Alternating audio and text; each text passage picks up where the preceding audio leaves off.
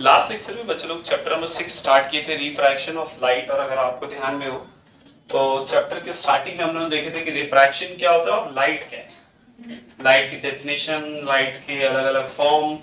फिर हम लोग देखे थे कि लाइट रिफ्लेक्शन कैसे करती है और रिफ्रैक्शन कैसे करती है। हम लोग सीखे थे कि लाइट जब भी किसी एक मीडियम से दूसरे मीडियम में जाती है, वो अपने डायरेक्शन को, अपने एंगल्स को क्या करती है, चेंज करती है। और इस फिनोमिना को हम लोग बोलते थे रिफ्रैक्शन। हम लोग पढ़े थे कि अलग मीडियम में लाइट की स्पीड क्या होती है, अलग होती है, इसीलिए वो अपने एंगल्स को चेंज करती है ताकि वो मीडियम से जल्दी क्या हो सके, बाहर आ सके। इन सब के पीछे एक ही रूल बताया था, Fermat's principle of light, that is light is in hurry. याद है आप लोग को? हम लोगों ने उसके बाद रिफ्रैक्टिव इंडेक्स के बारे में पढ़े थे, sin i by sin r या फिर v1 upon v2। फिर हम लोग पढ़े थे कि रिफ्रैक्टिव इंडेक्स ऐसे तो बहुत हो जाएंगे, हर दो मीडियम के लिए याद करना पड़ेगा, इसीलिए हम लोगों ने नया कांसेप्ट लेकर आए थे एब्सोल्यूट रिफ्रैक्टिव इंडेक्स का। एब्सोल्यूट रिफ्रैक्टिव इंडेक्स से फायदा ये था कि आपको सिर्फ इंडिविजुअल रिफ्रैक्टिव इंडेक्स को याद करना है, बाकी फिर किसी का भी बोलेगा रेशियो लेते जाओ, आपको आंसर मिलते चले जाए। याद आ रहा है आप लोग को? एब्सोल्यूट रिफ्रैक्टिव इंडेक्स हमने पढ़े थे कि लाइट जब वैक्यूम से किसी मीडियम में आती है तो उसको हम लोग बोलते हैं एब्सोल्यूट रिफ्रैक्टिव इंडेक्स। और हम लोग ने speed of light in vacuum को c से डिनोट किए थे। किसे डिनोट किए थे? c से। इसकी वैल्यू भी मैंने आपको बताया था 3 × 10⁸ मीटर पर सेकंड। याद आया?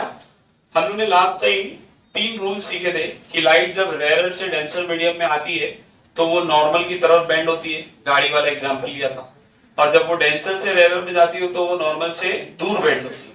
और तीसरा पढ़े थे कि अगर वो परपेंडिकुलर आती है तो वो अपने डायरेक्शन को बदलती, मतलब जिस डायरेक्शन को वो कंटिन्यू आई थी उसी डायरेक्शन को वो क्या करती है, कंटिन्यू करती है। इसके बाद हम लोगों ने मिराज पढ़े थे।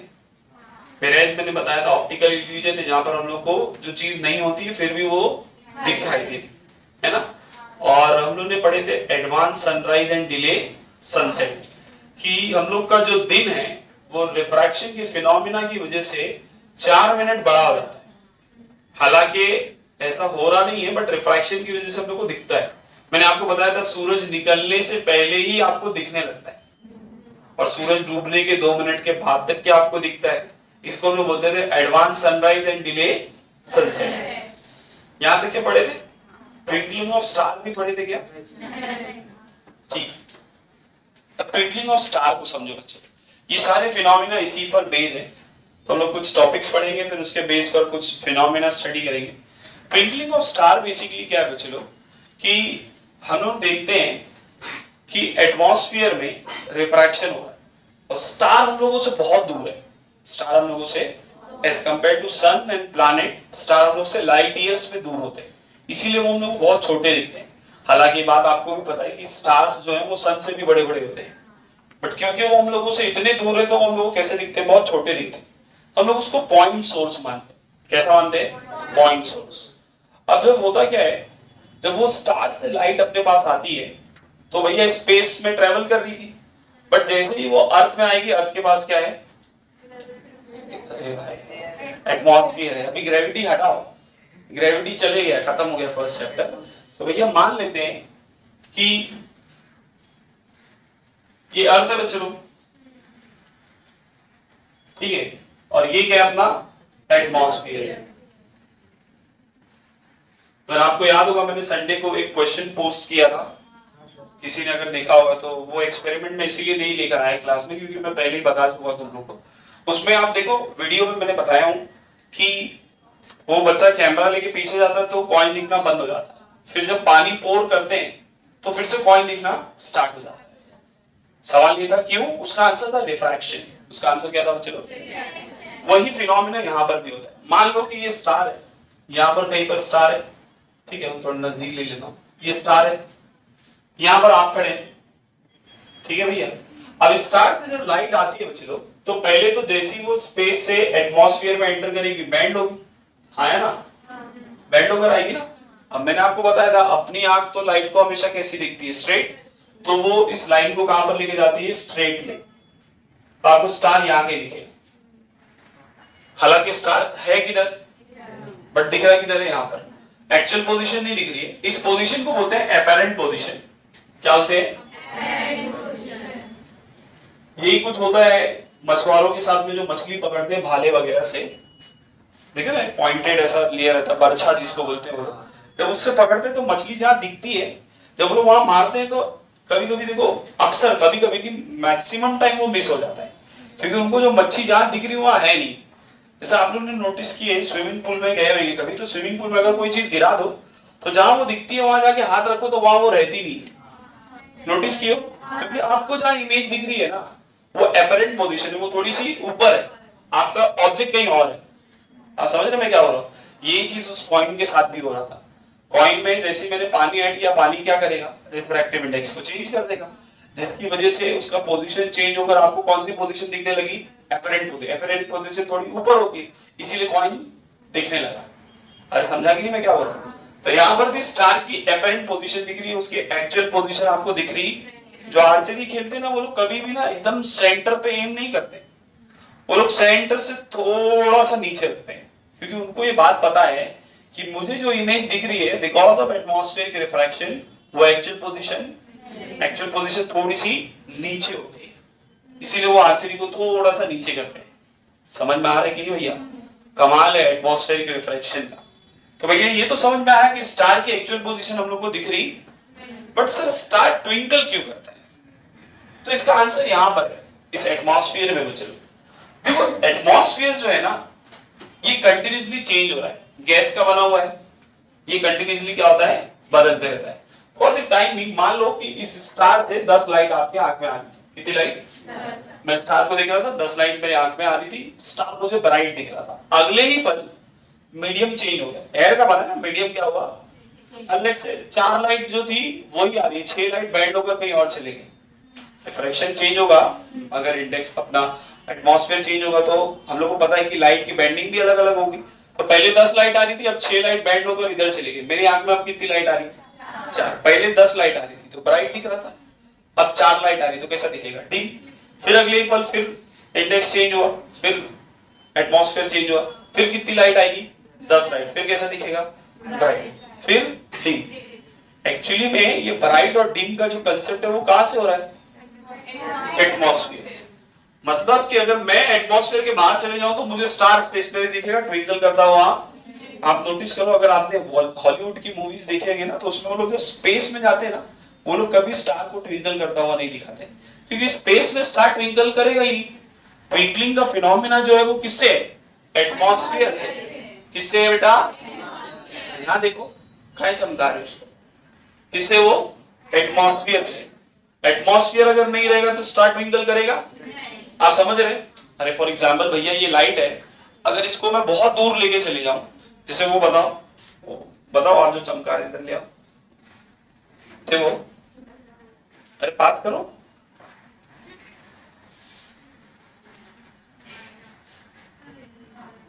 अबे कहां से इतना क्या टेंशन ले रहे हो? ये शाइन दिख रहा है?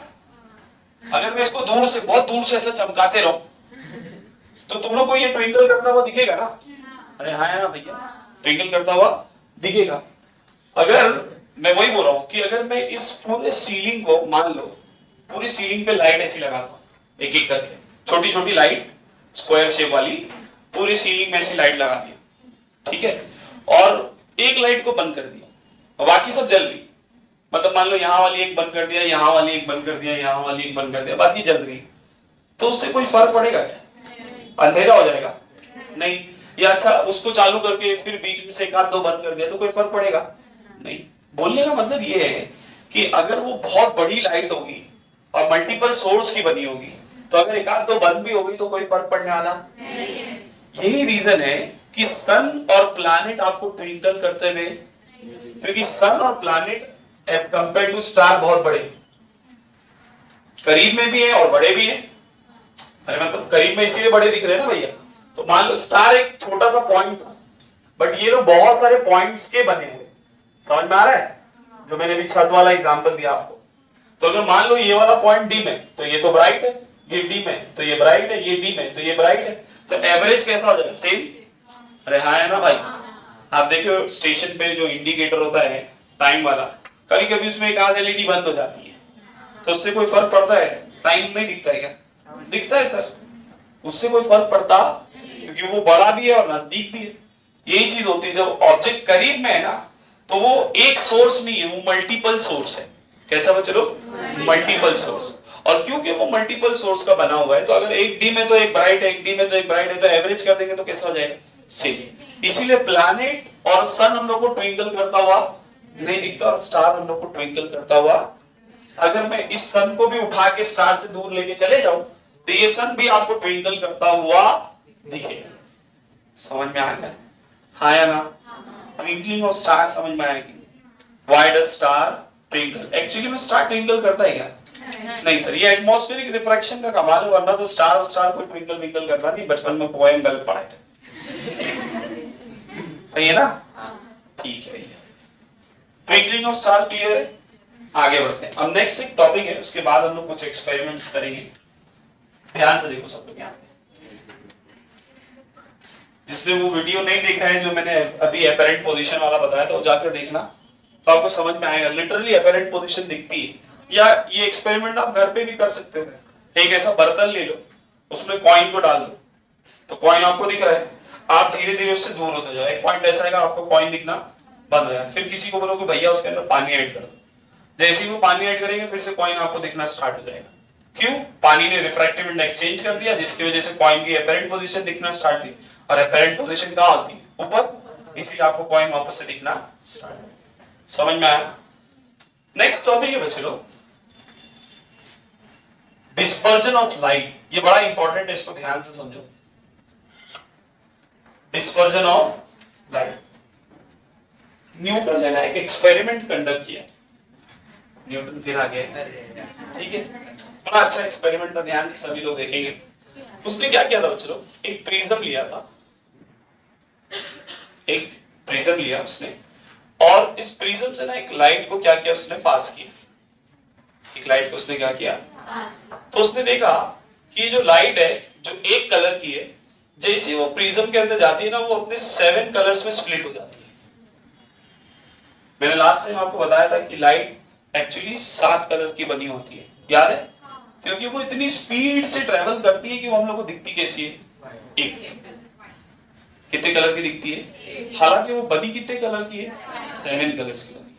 समझ में आ रहा है? इस वीडियो के एंड में मैं एक वो रोटेट करते ना बच्चे लोग, इसे घुमाते, वो है, वो मैं अब बोर्ड पे तो घुमा के नहीं दिखा सकता, तो बाद में एट द एंड में वो बताऊंगा। आप देखना, वो 7 कलर का बना है। हालांकि मैं उसको लाइट की स्पीड से घुमा भी नहीं सकता, बट फिर भी वो 7 कलर से जब वो हाई स्पीड से घूमना स्टार्ट होना, 7 कलर गायब हो जाते हैं उसके, एक ही कलर दिखता है उसको। ठीक है, वो बाद में मैं इसमें रिकॉर्ड करके डाल दूंगा। अभी फिलहाल यहाँ पर देखो, तो न्यूटन ने क्या देखा कि जब लाइट को हम लोग स्केल से देखे भी थे लास्ट टाइम, अगर याद है तो, बचपन में भी देखे स्केल से 7 कलर दिखता है। तो उसने न्यूटन ने देखा कि लाइट को जब आप पास करते हैं प्रिज्म से, ट्रायंगल शेप का एक ग्लास होता है, इसको प्रिज्म बोलते हैं।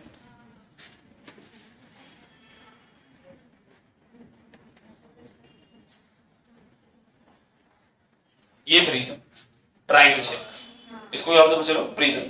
तो उससे जब उसने सनलाइट को पास किया तो उसने देखा कि ये 7 कलर्स में लाइट को क्या करती है? स्प्लिट कर। हम लोग देखेंगे अभी रेनबो जिसको हम लोग बोलते हैं बेसिकली। तो लाइट 7 कलर्स में क्या हो गई बच्चों? स्प्लिट हो गई। सबसे ज्यादा बेंडिंग हुई थी वॉयलेट कलर में, और सबसे कम बेंडिंग हुई थी, जाहिर सी बात है, दिख रहा है ना, सबसे ज्यादा बेंड कौन हुआ है? वॉयलेट। सबसे कम बेंड कौन हुआ है? बीच में बाकी के कलर है, violet, indigo, blue, green, yellow, orange and red, ये सारी चीजें हैं, मगर बेंडिंग सबसे ज्यादा किसमें हुई? वॉयलेट। इसकी वेवलेंथ दिया हुआ है, रेड कलर की जो लाइट होती है उसकी वेवलेंथ होती है 700 नैनोमीटर। कितनी होती है बच्चों? 700 नैनोमीटर। और वॉयलेट वाले की जो वेवलेंथ होती है 400 नैनोमीटर। नैनोमीटर याद है, हम लोग पढ़े भी थे, 9th में भी पढ़े, 10th में भी पढ़े। 1 नैनोमीटर जो होता है बच्चों 10⁻⁹ मीटर के बराबर। किसके बराबर होता है? ठीक है, ये तो यूनिट थी। वेवलेंथ बहुत छोटा होता है, तो जाहिर सी बात है, लाइट मैंने बोला ना रे है, तो बहुत छोटी है, वेव उसकी बहुत छोटी होती है, एग्जैक्टली हम लोग को दिखती भी नहीं है।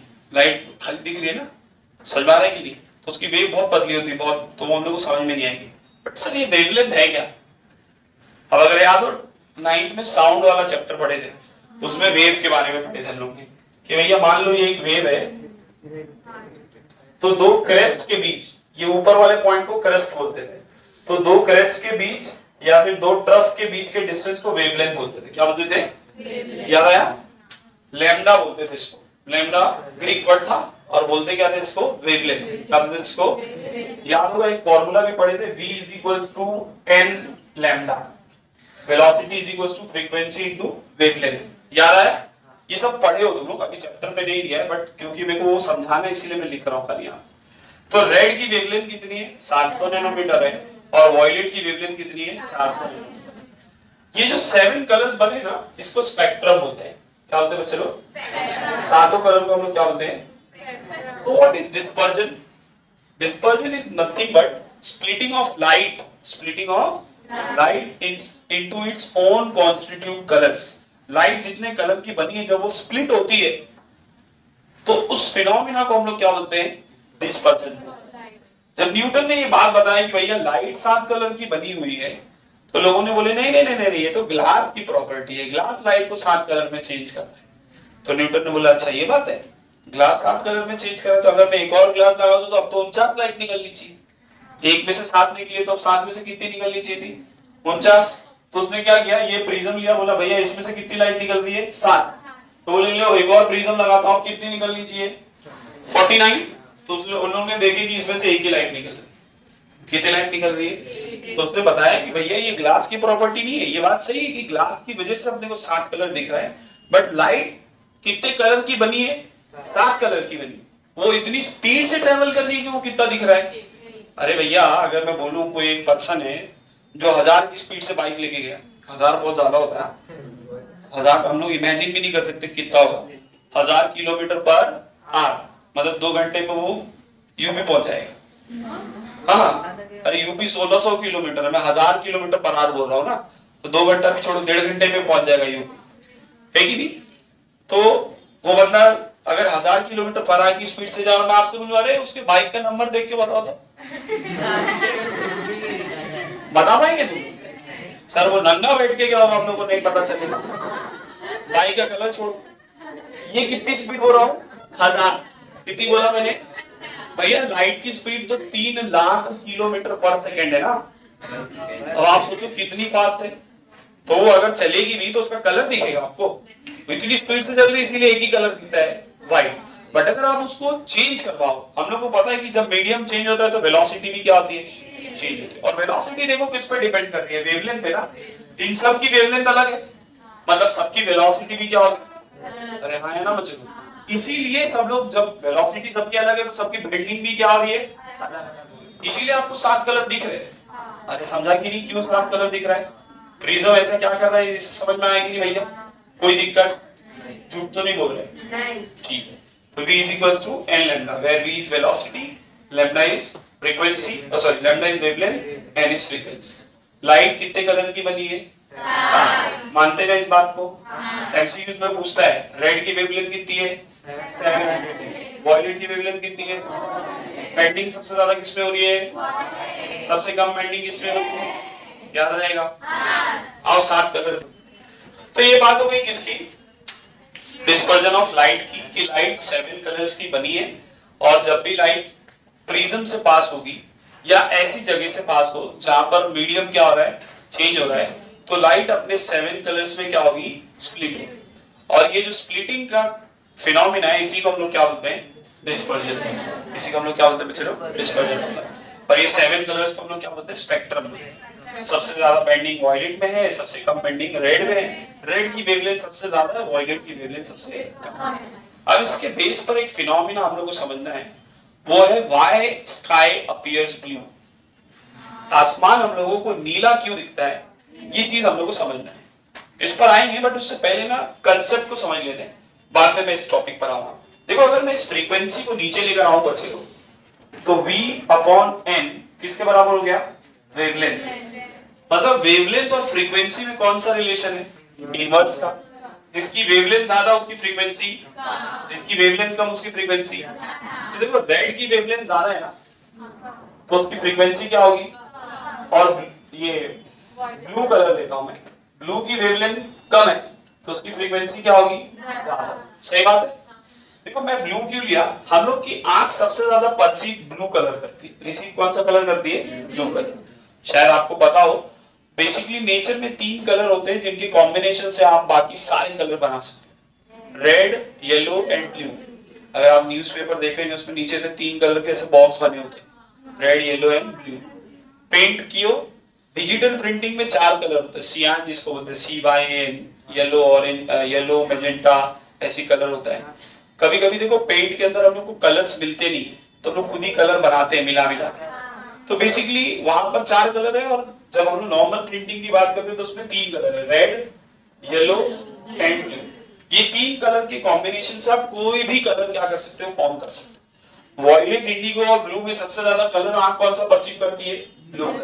तो मैं यहाँ पर रेड और ब्लू कलर आपको एक्सप्लेन कर रहा हूँ। देखो रेड की वेवलेंथ ज्यादा है, रेड की वेवलेंथ, तो अगर मैं रेड कलर के लिए वेव बनाऊं तो वो कुछ ऐसी दिखेगी, हाँ है ना बच्चों, वेवलेंथ ज्यादा है ना इसकी वेवलेंथ क्या है, ये कौन सा कलर है, रेड। अगर ब्लू कलर के लिए वेव बनाऊं तो वो कुछ ऐसी दिखेगी, इसकी वेवलेंथ कम है ना,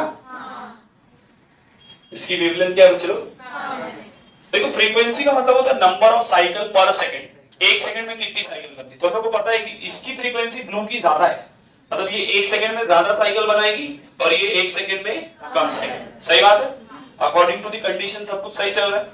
अब देखो एटमॉस्फेयर में से जब लाइट एंटर करती है, स्पेस से जब एटमॉस्फेयर में लाइट आती है, मीडियम चेंज हो रहा है, मीडियम चेंज हो रहा है तो लाइट अपने कलर्स में भी क्या होगी, स्प्लिट होगी। अरे हाँ है ना। अब होता क्या है, एटमॉस्फेयर में पार्टिकल्स है बच्चों, एटमॉस्फेयर में carbon dioxide, sulphur, nitrogen, oxygen, ऐसे बहुत सारी गैसेस है। ये पार्टिकल से लाइट क्या करती है, टकराती है। लाइट क्या करती है, टकराती है, और टकराने के बाद क्या होती है, स्कैटर्ड होती है, फैलती है। जैसे एग्जांपल, मेरे पास एक वाटर, एक बलून है जिसमें मैंने कलर भरा हूं, और उस कलर को अगर इस दीवार पे फेंकूं तो वो टकराने के बाद फैलेगा ना कलर फटके, तो उसको बोलते हैं स्कैटर होना। इसको क्या बोलते हैं, स्कैटर्ड होना। तो आप इस बात को समझो, मैं इसको एक एग्जांपल के थ्रू आपको बताता हूं। मान लो कि एक पोल है, और इस पोल में मैंने एक ऑब्जेक्ट को बांधा हूं, और यहाँ पर एक रस्सी, यहाँ पर एक रस्सी, और इस रस्सी को मैं जेंटली मूव करता हूं तो इसने एक वेव बनाएगा। मान लो ये वेव किसके जैसी है, रेड वाले की जैसी, तो मैं यहाँ पर एक रेड वाले की जैसी वेव बना देता हूं। ये इसको हिट करेगी, एक बार ये हिट करेगा, एक बार ये हिट करेगा। कितनी बार हिट किया रेड ने, 2 बार। कितनी बार हिट किया, चलो 2 बार। बट इसी के कंपेयर में अगर मैं यहाँ पर ब्लू वाली वेव ले लूं, कौन सी वाली वेव, तो देखो ये कितनी बार हिट करेगा, सर बहुत बार हिट कर देगा, हाँ है ना, बहुत बार हिट करेगा। मतलब अगर ये 2 बार हिट कर रहा होगा तो लेट्स से मैं बोलता हूँ ये 10 बार हिट कर रहा होगा ब्लू वाला। अब आप इमेजिन करो, रेड कलर और ब्लू कलर में ज्यादा कलर कौन सा टकराने वाला है, ब्लू। टकराने वाला कौन सा कलर है, मतलब एटमॉस्फेयर में पार्टिकल है, बट उन पार्टिकल से सबसे ज्यादा कलर जो टकराएगा वो कौन सा है, अब आप सोचो, जब सबसे ज्यादा टकराएगा तो स्कैटर्ड भी कौन सा कलर होगा। इसीलिए आसमान हम लोगों को कैसा दिखता है, अरे समझा कि नहीं, हाँ या ना बच्चों। Why sky appears blue. आप इमेजिन करें, या फिर इस क्लास में कोई एक ऐसा सेंटर में पिलर होता, मैं उसके ऊपर एक रेड बॉल फेंकता, बलून जिसके अंदर लाल कलर भरा हुआ, और 10 ब्लू बॉल फेंकता, तो ज्यादा कलर कौन सा दिखता हमको, क्यों सर, सबसे ज्यादा स्कैटर्ड कौन सा कलर हुआ, ब्लू। इसीलिए वो कैसा दिख रहा था, सेम चीज है, आसमान में सबसे ज्यादा स्कैटर्ड होने वाला कलर कौन सा है, ब्लू कलर है। इसीलिए आपको आसमान कैसा दिख रहा है, ब्लू दिख रहा है। ठीक है, ये बात तो समझ में आती है सर कि आसमान नीला क्यों दिखता है। अब सवाल उठता है कि जब सर सूरज निकलता है उस टाइम पर उसके आसपास का हिस्सा हम लोग को येलो दिखता है, रेड दिखता है, ऑरेंज दिखता है ना। अब ये क्यों होता है, सूरज जब उगता है या डूबता है उस टाइम पे येलोइश कलर का दिखता है, और जब टॉप पर होता है तो व्हाइट कलर का दिखता है। ऐसा क्यों होता है, ये सब एक्सपेरिमेंट अभी करके बताऊंगा। ठीक है, इस बात को भी समझ लेते हैं। भैया ये अर्थ है, इमेजिन कर लो, ठीक है, और ये अर्थ का एटमॉस्फेयर, आप यहां पर हो, मैंने आपको बताया था इस लाइन को हॉराइजन बोलते हैं। देखो सूरज जब आपके ऊपर है, मतलब सूरज यहां पर है, और जब सूरज निकलता है तो यहां पर, और डूबता है तो यहां पर है। अरे हाँ है ना।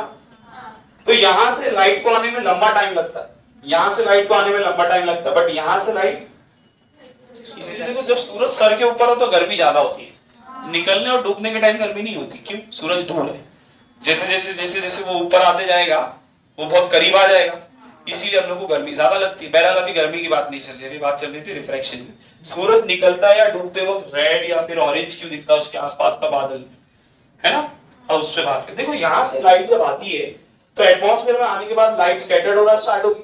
पहले कौन सा कलर स्कैटर्ड हो जाएगा, ब्लू, फिर आगे आएंगे तो ग्रीन, येलो, ऑरेंज और सबसे पहले कौन सा कलर स्कैटर्ड हो गया, तो आगे आगे आते आते थे कौन सा कलर बचेगा, येलो, ऑरेंज, और यहाँ पर भी वही काम है, बट यहाँ डिस्टेंस कम है ना, यहाँ डिस्टेंस क्या है, तो यहाँ पर ब्लू कलर ही स्कैटर्ड हुआ होते हुए लाइट आपके आंख के पास पहुंच गई। आप समझ रहे, आपका डिस्टेंस ज्यादा था ना, जब सूरज निकल रहा था या डूब रहा था उस टाइम पर आपके डिस्टेंस क्या था, इसीलिए लाइट स्कैटर्ड होते होते आई तो एंड तक क्या आपके आंख में रेड या फिर येलो पहुंच गई।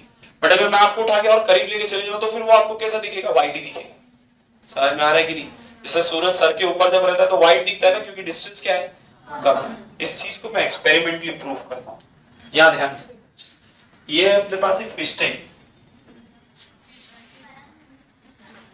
अब मैं एटमॉस्फेयर तो बनाने से रहा, क्लासरूम में एटमॉस्फेयर तो बना नहीं सकता मैं, ठीक है, तो हम लोग क्या करेंगे, हम लोग यहाँ पर कोशिश करते हैं एक छोटा सा एटमॉस्फेयर बनाने की। कोई बेटा इसको पकड़ के रखना खाली, ये गिरे नहीं, ठीक है। अब मेरे पास पार्टिकल तो है नहीं, मेरे पास पार्टिकल है नहीं, तो मैं क्या करूंगा बच्चों, इसमें पार्टिकल, ये मेरा वाटर जो है वो किसका काम कर रहा है, स्काई, एटमॉस्फेयर का। एटमॉस्फेयर में मैंने बोला ना पार्टिकल्स हैं, अपने पास पार्टिकल तो है नहीं, कार्बन डाइऑक्साइड, सल्फर डाइऑक्साइड तो उसमें भर नहीं सकते, तो मैं इसमें मिला रहा हूं फिनाइल। फिनाइल भैया क्या करेगा, पार्टिकल्स का काम करेगा, किसका काम करेगा, सनी वाले काम लोग क्या कर रहे हैं, एडवर्टाइजमेंट कर रहे हैं, पैसा भिजवा दे रहे बोल तो नहीं हुआ तो इसलिए जमीन बोल देंगे।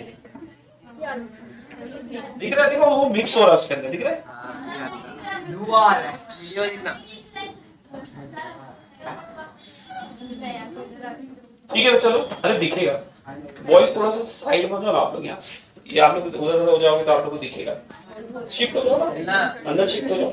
देखो मैं इसको मिक्स कर देता हूँ बच्चे लोग, ठीक है, जरा ध्यान से देखो, पार्टिकल मिक्स हो गए पूरा, अब नहीं है ना, मैंने फिनाइल क्यों मिलाया था भैया, पार्टिकल्स के लिए, पार्टिकल अब मिक्स हो गए। लाइट बंद करता हूँ और फिर हम लोग, अब सूरज नहीं है तो टॉर्च का यूज करेंगे, गरीब लोग हैं हम लोग,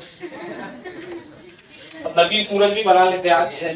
ध्यान से कलर देखो, अंधेरा जितना ज्यादा रहेगा ना उतनी क्लियरली चीज हम लोग को दिखा, हाँ इसी खड़े रहो, अंधेरा है थोड़ा, ठीक है, आवाज नहीं करो, कलर ध्यान से देखना, इसका कलर देखना, और यहाँ से ना मैं बाद में इसको शिफ्ट करूंगा तो टॉर्च का कलर भी देखना, ब्लू दिख रहा है, और आगे आते देखो येलो और ग्रीन भी है कि नहीं, अरे सही है, देखो सात कलर दिख रहा है सबको कलर, स्टार्टिंग में कलर देखो ब्लू है, और यहाँ आते आते देखो येलो और ग्रीन। अगर ये कांच का लेंथ ज्यादा होता तो आपको रेड कलर भी दिखता है, ठीक है। अच्छा अगर मैं इसको थोड़ा सा टर्न करता हूँ तो आप इसका कलर, यहाँ से टॉर्च का कलर देखना, येलो कलर का दिख रहा है, आया ना बच्चों, सूरज येलो दिख रहा है कि नहीं भैया, देखो डिस्टेंस ज्यादा है ना। अब मान लो सूरज आपके सर के ऊपर है, मतलब मैं ऐसा करता हूँ, ऊपर से कलर आके देखो व्हाइट दिखेगा, चेक कर बेटा, हाँ ऊपर से देख, हाँ व्हाइट है, व्हाइट ऊपर से, डिस्टेंस कम है ना, एटमॉस्फेयर क्या हो गया, कम, इसीलिए सूरज कैसे दिख रहा है आपको, अरे समझा कि नहीं भाई, पक्का झूठ तो नहीं बोल, खामा कसम, मैं मर गया ना अगर याद रखना, कोई बनाएगा नहीं तुम लोग, ठीक है।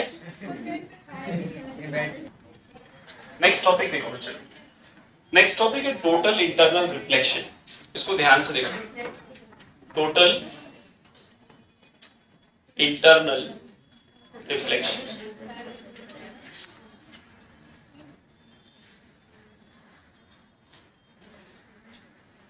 देखो मान लो कि ये अपने पास वाटर है और यहां पर कोई ऑब्जेक्ट है और लाइट इस ऑब्जेक्ट से निकल के बाहर जा रही है, तो हम लोग ने पढ़े थे कि वाटर जो है वो डेंसर मीडियम है और एयर जो है वो रेयर मीडियम है, याद है ना सबको, रेयर वो जहां पर स्पीड ज्यादा होती है, डेंसर वो जहां पर स्पीड कम होती है। तो हम लोग ने पढ़े थे कि लाइट जब भी डेंसर से रेयर में जाती है तो वो नॉर्मल से दूर बेंड होती है, मतलब ये लाइट नॉर्मल से क्या हो जाएगी, दूर बेंड होगी, हाँ है ना बच्चों। अगर मैं और ज्यादा एंगल पर भेजूं तो ये और ज्यादा बेंड होगी, हाँ है ना। अगर और ज्यादा एंगल पर भेज दूं तो एक केस ऐसा आएगा कि सर ये कैसी हो जाएगी, परपेंडिकुलर हो जाएगी, कैसी हो जाएगी बच्चों, हाँ है ना बच्चों। तो वो एंगल, वो इंसिडेंट एंगल जहां पर एंगल ऑफ रिफ्रैक्शन कितना होगा, 90 डिग्री होगा, इस एंगल को हम बोलते हैं क्रिटिकल एंगल। क्या होता है इसको? एग्जाम में पूछता है एमसीक्यूज में, eight critical angle of refraction is how much? 90 degree. Critical angle पर एंगल ऑफ रिफ्रैक्शन कितना आ जाएगा? और अगर मैं किसी वेव को इससे ज्यादा एंगल पर भेज दूं, किसी लाइट को, मतलब angle of incidence critical angle से भी क्या है? ज्यादा है, तो आपको पता है कि लाइट तो परपेंडिकुलर हो चुकी है ना, अब क्या होगी? नीचे बाउंस बैक हो जाएगी। और देखो उसी मीडियम में टकरा कर आ रही है, मतलब ये रिफ्लेक्शन हो रहा है। क्या हो रहा है? रिफ्रैक्शन का मतलब दूसरे मीडियम में जाना ना। ये तो पानी में टकरा कर वापस किसमें आ गई? पानी में ही आ गई। इस फिनोमेना को बोलते हैं इंटरनल रिफ्लेक्शन। अरे समझा कि नहीं? इंटरनली वो क्या हो गया? रिफ्लेक्ट होकर वापस आ गई। ये समझा ऐसा क्यों हो रहा है? अरे भैया रेयर से डेंसर से रेयर में जाते तो नॉर्मल से दूर होते जाते, एक पॉइंट ऐसा आएगा कि परपेंडिकुलर हो गया, अब उससे भी ज्यादा एंगल पर भेजूंगा तो अब कहां चले जाएगा? उसी मीडियम में वापस आ जाएगा। इसीलिए हम उसको बोलते हैं टोटल इंटरनल रिफ्लेक्शन। याद रखना, इंटरनल रिफ्लेक्शन के लिए इंसिडेंस एंगल क्रिटिकल एंगल से ज्यादा होना चाहिए। क्या होना चाहिए? क्योंकि क्रिटिकल एंगल पर एंगल ऑफ रिफ्लेक्शन कितना होता है? 90 डिग्री। उससे ज्यादा एंगल होगा तभी तो अपनी लाइट क्या होगी? टकराकर वापस आएगी। इंटरनल रिफ्लेक्शन समझ में आया? Total internal reflection, short form में टीआईआर भी लिखते हैं इसको। ठीक है, लास्ट टॉपिक है रेनबो।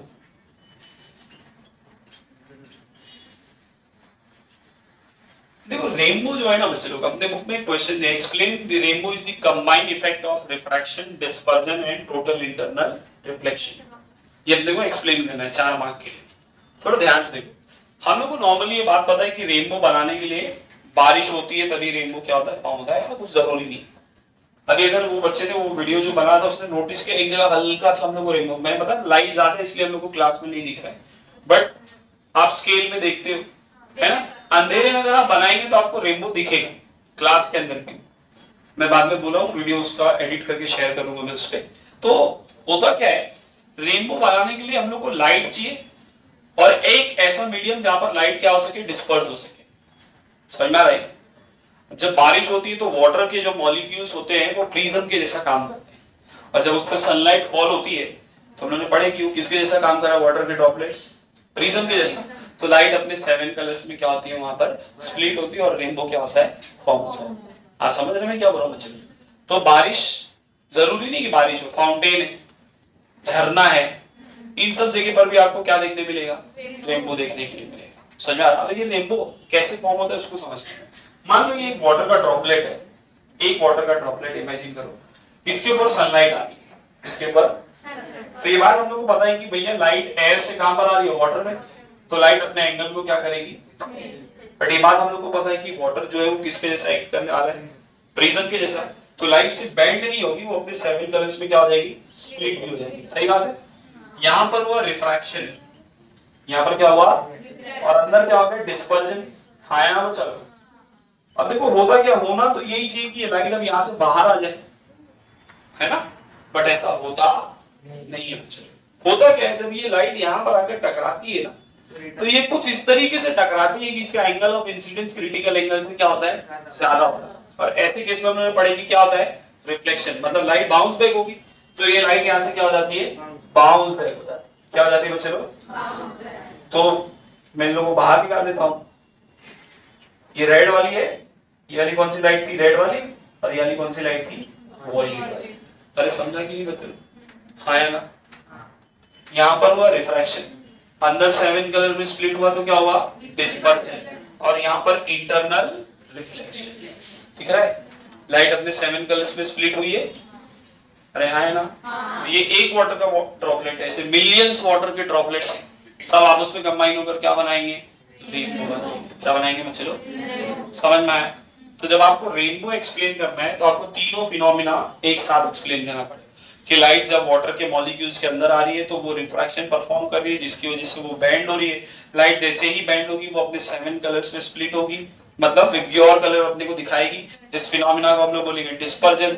जब सेकंड एंड पर पहुंचेगी तो वहां पर क्रिटिकल एंगल से ज्यादा उसका एंगल होगा, इसीलिए वहां पर टोटल इंटरनल रिफ्लेक्शन होगा, और उसके बाद लाइट क्या होगी? बाहर आएगी। समझ में आया? हाँ या ना? कोई दिक्कत? रेनबो फॉर्मेशन समझ में आया? रेनबो सर्कल ही दिखता है, कोई भी ऐसा टेढ़ा मेढ़ा नहीं दिखता है, वो ज्वाइंट होते जाते हैं। अगर तूने नोटिस किया था यहाँ पर भी देख, कर्व भी दिख रहा था, हल्का सा ही बना था बट कर्व दिख रहा था। पार्टिकल ज्वाइंट होते चले जाते हैं, वो एक एक एक एक एक करके, तो वो हमेशा कैसा दिखता है, वो एक्चुअली कर्व भी नहीं होता, वो कंप्लीट सर्कल होता है अगर आप टॉप से देखेंगे उसको तो। बट हम लोग ऊपर से जाके देखते हैं, हम लोग तो सामने से देखते हैं, हम लोग कैसा दिखता है, कर्व। समझ में आया बच्चा? हाँ या ना?